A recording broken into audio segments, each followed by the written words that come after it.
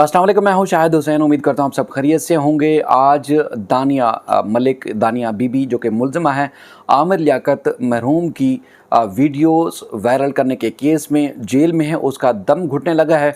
उसने एक रोज़ बाद ही ज़मानत के लिए अदालत से रजू किया है। उसकी तफसीलात आपके सामने रखेंगे। एक दरख्वास्त में क्या मौक़िफ़ इख्तियार किया गया है, जेल में उसका टाइम कैसा गुजरा है, और उसके साथ साथ FIA की जो गफलत और लापरवाही मैंने जिस दिन ये जेल भेजा गया था आपके सामने रखी थी, कुछ और तफसीलात FIA के आपके सामने रखेंगे। क्योंकि जिस तरह केस को बनाकर, जिस तरह केस मजबूत तरीके से बनाकर और जो शवाहिद पेश किए गए, FIA अगर उस अंदाज से कार्रवाई और मौसर कार्रवाई करता, ये मेरी ज़ाती राय है, तो शायद बेहतर होता। शायद मुल्ज़िमा का रिमांड होता, उससे तहकीकात होती, और ना सिर्फ तहकीकात होती बल्कि मुल्ज़िमा के साथ जो दीगर शरीक मुल्ज़िम हैं, उम्मीद है उनके ख़िलाफ़ कार्रवाई होगी, लेकिन उनको भी ना सिर्फ शामिल तफ्तीश किया जाता बल्कि वो भी इस वक्त जेल में होते हैं।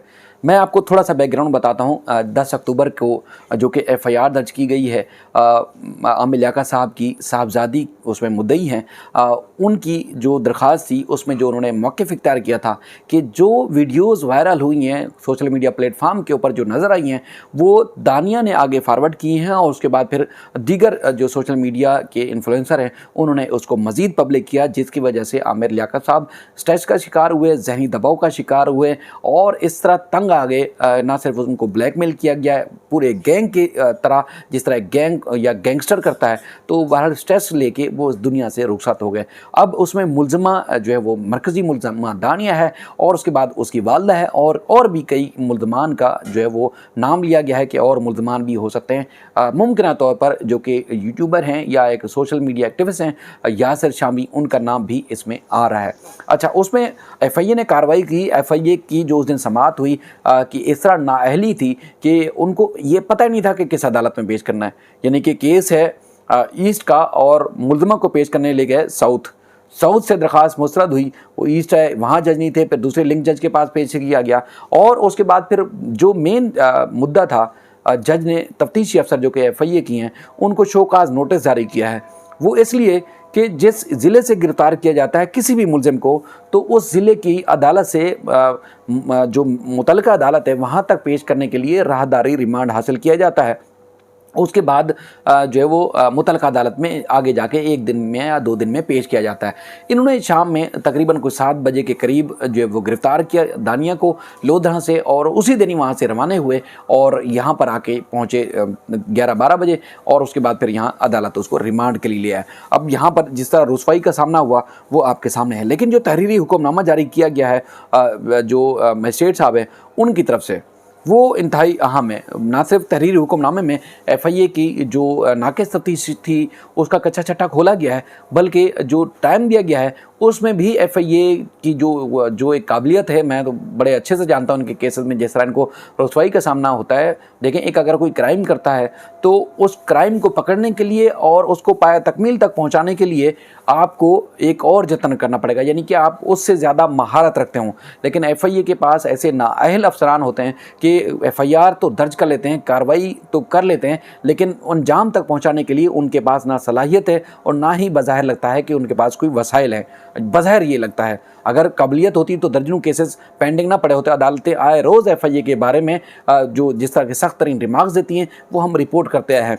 ये केस चूँकि हाई प्रोफाइल है, इंतहाई हाई प्रोफाइल, एक दुनिया से आदमी चला गया स्ट्रेस और दबाव की वजह से, जिसकी वजह जो है वो दानिया बनती है, दानिया मुल्ज़िमा बनती है, और उसके साथ जो दीगर मुल्ज़मान हैं, तो फिर FIA को जो हल्की फुल्की अगर कहीं से भी जो कमज़ोरी या कोताही है उसको भी, बारीकी को भी देखना चाहिए था, और इस तरह केस बनाना चाहिए था, या इस तरह उनको कार्रवाई करनी है कि आगे जाके कोई गफलत ना हो। अगर मुल्ज़िमा को सज़ा होनी है तो पक्की सज़ा हो, इसके अलावा उसके बाद कोई छूटने का रास्ता ना हो।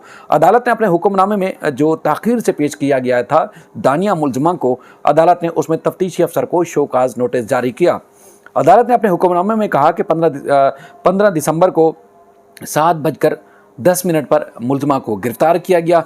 मुल्ज़िमा का कोई राहदारी रिमांड हासिल नहीं किया गया। तफ्तीशी अफसर ने कानून के मुताबिक 24 घंटों में मुल्ज़िमा को अदालत में पेश करना होता है, लेकिन मुल्ज़िमा का जिस्मानी रिमांड लिया गया या मांगने की कोशिश की गई। जिस्मानी रिमांड इस सूरत में नहीं दिया जा सकता, अदालत ने कहा। और तफ्तीशी अफसर मुल्ज़मा से चाहे तो जेल में जाके, यानी कि आज जब ये वीडियो आप देख रहे हैं 19 दिसंबर को, अदालत ने कहा कि अगर चाहे तो तफ्तीशी अफसर जेल में जाके मुल्ज़मा से तफ्तीश कर सकती है, इसके अलावा अपने पास हिरासत पे FIA इसको नहीं रख सकती। बाकी जेल हुकाम से कहा कि तहकीकात करें, लेकिन अब तक इतलात के मुताबिक है कि जिस तरह जो शवाहिद सबूत दिए गए थे आमिर लियाकत साहब के अहल खाना की तरफ से, उन सबूत को तो रिलाय किया जा रहा है, लेकिन मज़ीद जो फ्रांसिक और मज़ीद जो एक्सपर्टीज़ से जो चीज़ें हासिल करनी चाहिए थी अब तक वो नहीं की जा सकी। लेकिन देखें, कानूनी जंग है, एक लंबी जंग लड़नी पड़ेगी। अच्छा, अब 2 रोज़ यानी कि हफ्ते के रोज़ मुल्ज़मा को जेल भेजा गया। आज पीर है और मुल्ज़मा की तरफ से दरख्वास्त ज़मानत दायर की गई। दानिया मुल्ज़मा की तरफ से दरख्वास्त ज़मानत पे कल के लिए यानी कि मंगल के लिए 20 दिसंबर के लिए मुद्दई मुकदमा और FIA के जो तफ्तीशी अफसर हैं उनको नोटिस जारी किए गए हैं। लियाकत अली गबोल वकील जो है दानिया के, उनकी तरफ से मौक़िफ़ इख्तियार किया गया कि दानिया ने अपने मोबाइल से आमिर लियाकत की कोई वीडियो नहीं बनाई। FIA ने दानिया के मोबाइल से कोई वीडियो बरामद नहीं की। दानिया आमिर की बेवा हैं, जायदाद से हिस्सा मांगने पर निशाना बनाया जा रहा है। दानिया ने इंटरनेट पर आमिर लियाकत की कोई वीडियो अपलोड नहीं की। लियाकत गबोल एडवोकेट कहते हैं कि FIA बग़ैर तहकीकात के दानिया को लोधा से गिरफ़्तार करके लाया और 17 दिसंबर को अदालत ने उसको जेल भेजने का हुक्म दिया था। और उसके बाद FIA के मुताबिक नाजीबा वीडियो वायरल करने के ऊपर दानिया के खिलाफ कार्रवाई चल रही है। अब जो आमिर लियाकत साहब के 3 मोबाइल हैं उनसे तहकीकात या उनका जो भी एविडेंस था FIA ने ज़राए के मुताबिक वो हासिल किया है, और इसके अलावा दीगर जो शवाहिद और सबूत हैं वो भी हासिल कुछ कर लिए गए हैं। और मैंने आपको बताया था कि एक USB है, USB के अंदर वो तमाम रिकॉर्ड यानी कि एक जो वीडियोस ऑडियोज़ वायरल की गई थी आमिर लियाकत की, और उसके साथ साथ जिन चैनल्स को, यूट्यूब चैनल को या चैनल्स को इंटरव्यू दिए गए वो भी रिकॉर्ड का हिस्सा हैं कि मुल्ज़मा ने ना सिर्फ एतराफ़ जुर्म किया बल्कि मज़ीद भी धमकी दी कि अगर ब्लैकमेलिंग में आमिर लियाकत ना आए तो मज़ीद आमिर लियाकत की इज़्ज़त का कचरा किया जाएगा। लेकिन वो एक हसास थे, मैं समझता हूँ कि एक बाज़मीर थे कि वो ये सदमा बर्दाश्त नहीं कर सके और वो दुनिया से चले गए। आमिर लियाकत की मौत के ऊपर जो उनके ज़िंदगी में मुखालिफिन भी थे, जो उनको पसंद नहीं करते थे, उनका जो मुखालिफ था वो भी रो रहा था, हर किसी की आंखों में आंसू थे। और उसके बाद फिर ख़ास तौर पर जो दानिया के ख़िलाफ़ कार्रवाई की गई है, दानिया की जिस दिन गिरफ़्तारी हुई, सिर्फ मेरे क्या, आप किसी भी सोशल मीडिया अकाउंट पर देखें, दानिया की गिरफ़्तारी और उसके बाद जेल भेजने के जो इक़दाम है अदालत का, उसको भी सराहा गया है कि हाँ वाकई ये मुल्ज़मा है और इसके ख़िलाफ़ जो कार्रवाई हुई है वो ठीक तरह से हुई है।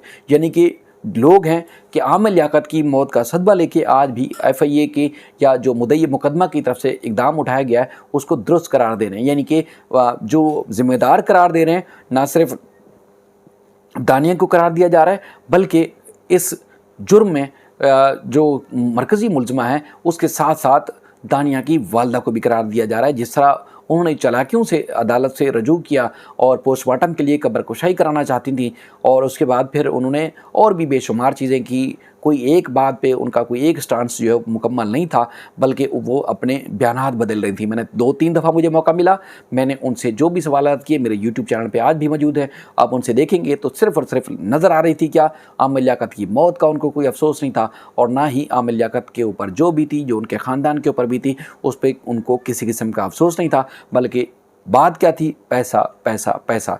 बहरहाल एक पैसे की हवस ने जो है मुल्ज़मा दानिया को जेल पहुंचा दिया है। अब जो मुद्दई मुकदमा है उनको मुल्ज़मा के ऊपर और उनके जो साथी गैंग में शरीक मुल्ज़मा हैं उनके ख़िलाफ़ जो जुर्म है वो साबित करना है और कानून के मुताबिक साबित करना है, और दानिया या दीगर जो मुल्ज़मान हैं उनके पास भी अदालती फ़ोरम रिकॉर्ड पर मौजूद है, वो अदालत से रिलीफ ले सकती हैं। लेकिन जो सदमा हुआ वो नाकाबिले बयान है। शायद ही इस सदमे को, आमिर लियाकत की मौत के सदमे को कोई भूल जाए।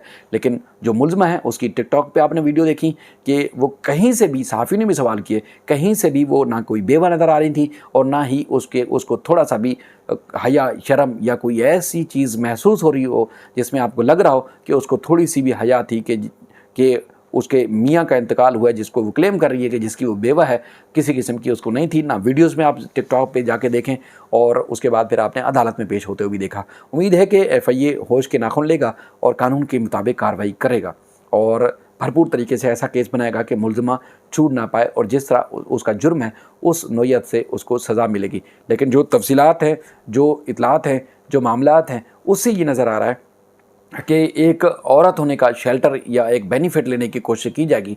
लेकिन उम्मीद है कि आमिर लियाकत की जान गई है, इस सदमे की वजह से जान गई है, इनको वो रिलीफ़ नहीं मिलेगा जो एक औरत कार्ड खेल के रिलीफ़ लिए जाने की कोशिश की जाएगी। अपना ख्याल रखिएगा। अल्लाह हाफ़िज़।